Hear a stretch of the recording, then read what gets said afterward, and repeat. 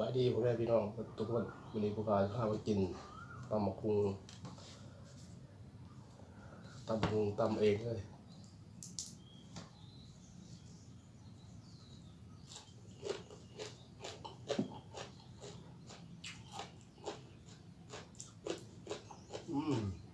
ครับ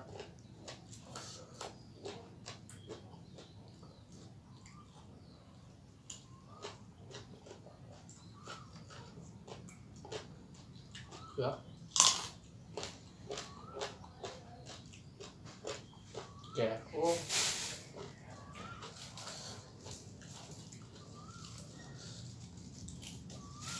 เลยพี่น้องเอ้ยมาเร็วนะนี่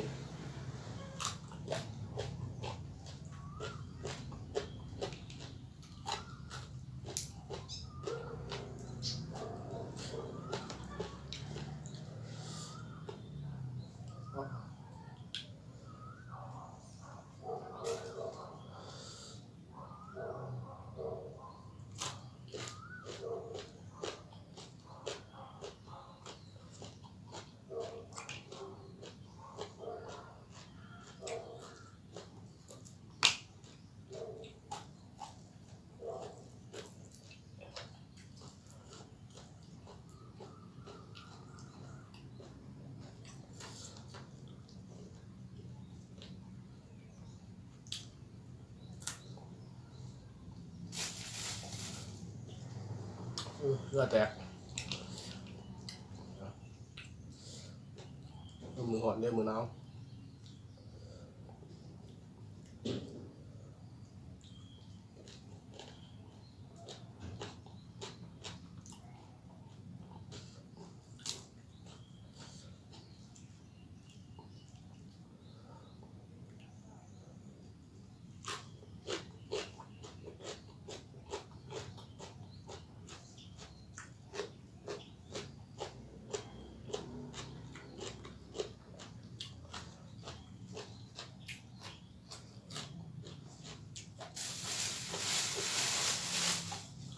ดื่มผักกาดพี่น้องเลย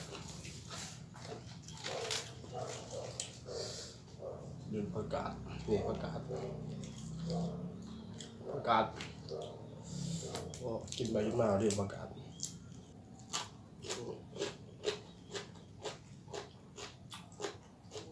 เป็นไร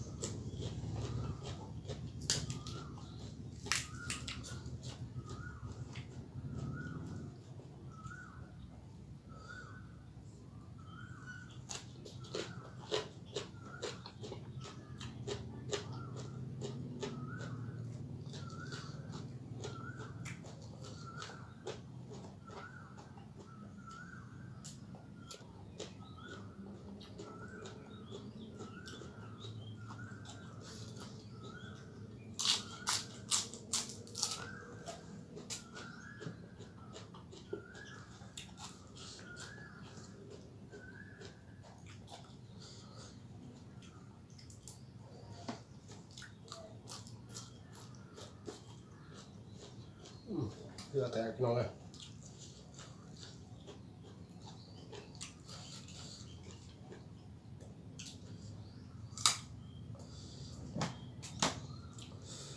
โอ้ถึงเลยแก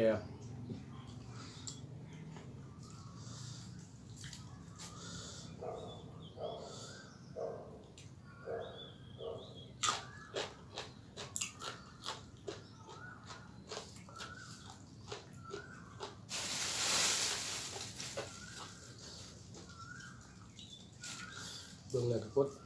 ไลค์กดติดตามผู้ขาได้เด้อเพื่อเป็นกำลังใจผู้ขาเก็บคลิปใหม่ออกมาลองเด้อ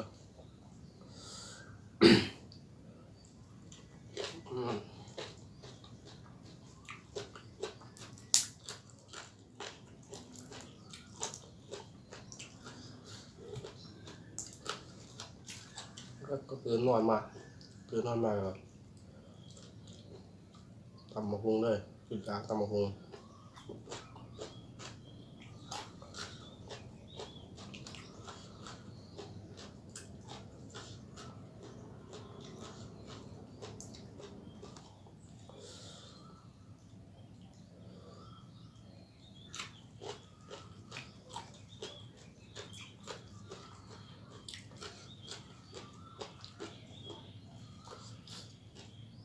คุณเลยพี่น้องได้มาแล้วเนาะ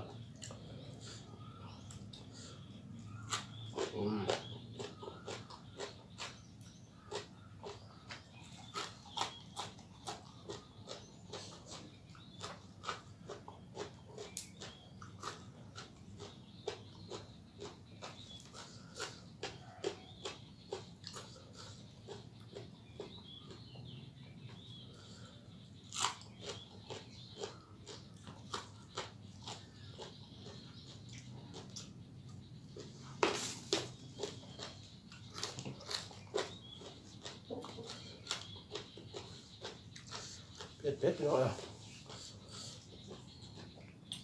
เผ็ด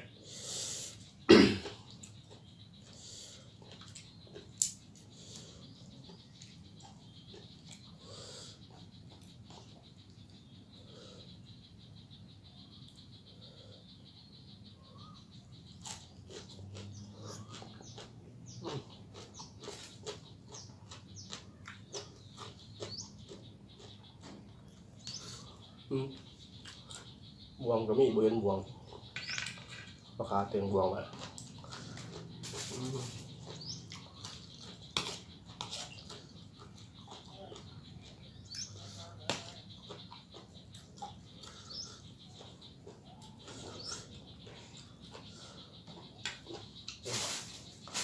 ตึกโอ้โหเผ็ดพี่น้องเผ็ดเผ็ดหลาย